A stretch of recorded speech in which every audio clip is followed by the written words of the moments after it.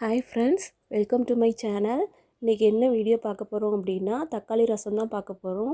4 தக்காளியை நல்லா கழுவி கட் பண்ணி எடுத்துக்கோங்க. அம்மி இருக்கிறவங்க அம்மியில் நச்சு எடுத்துக்கோங்க. என்கிட்ட அம்மி இல்லை, அதனால் நான் வந்து மிக்ஸி ஜார்லேயே போட்டுக்கிறேன். 4 தக்காளியை எடுத்து கட் பண்ணி போட்டுக்கோங்க. போட்டுட்டு ஒரு 7லேருந்து 8 பல் அளவு பூண்டு எடுத்துக்கோங்க. 1 ஸ்பூன் அளவு ஜீரகமும் 1 ஸ்பூன் அளவு மிளகும் எடுத்துக்கோங்க. கொஞ்சோண்டு கொத்தமல்லி தழை போட்டுக்கோங்க.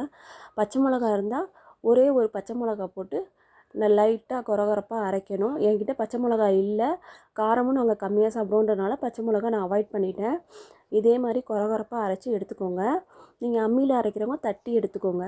ஒரே ஒரு பெரிய நெல்லிக்காய் சைஸ் அளவு புளி எடுத்துக்கோங்க. புளியை நல்லா கரைச்சி எடுத்துட்டு அந்த புளி கரைசலையும் இந்த அரைச்சி வச்ச தக்காளி பேஸ்ட்டையும் நல்லா அரைச்சி அதை ஒன்றா கலந்துக்கோங்க. கலந்துட்டு மஞ்சத்தூள் உப்பு போட்டு கலந்து தனியாக எடுத்து வச்சுக்கோங்க. சட்டியில் எண்ணெயை காய வச்சுக்கோங்க. எண்ணெய் காஞ்சோன்னே கடுகு கருவேப்பிலை போட்டுக்கோங்க. போட்டுட்டு 2 வரமிளகா போட்டால் போதும். போட்டு நல்லா பொரிய விட்டுட்டு நம்ம அரைச்சி வச்சுருந்தோம் இல்லையா, அதை வந்து ஊற்றிடலாம். ஊற்றிட்டு ஒரு 5லேருந்து ஒரு 7 நிமிஷம் வரைக்கும் மீடியம் ஃப்ளேம்லேயே வைங்க அடுப்பை. ஓவராக கொதிக்க விட்டிங்கன்னா தக்காளி ரசம் நல்லாவே இருக்காது. நான் எப்படி சொல்கிறேனோ அதே மாதிரி செஞ்சு பாருங்கள். அடிக்கடி செய்வீங்க, டேஸ்ட்டு சூப்பராக இருக்கும். கொஞ்சோண்டு கொத்தமல்லி தழையை மேலே தூவிக்கலாம். கொஞ்சம் பெருங்காயத்தூள் போட்டுக்கோங்க.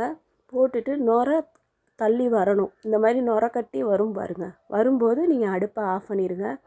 இந்த சேனலுக்கு தொடர்ந்து சப்போர்ட் பண்ணுங்கள். வாரத்தில் ஒரு நாள் வந்து வீடியோ வரும். உங்கள் கமெண்ட்டை மறக்காமல் தெரியுங்க.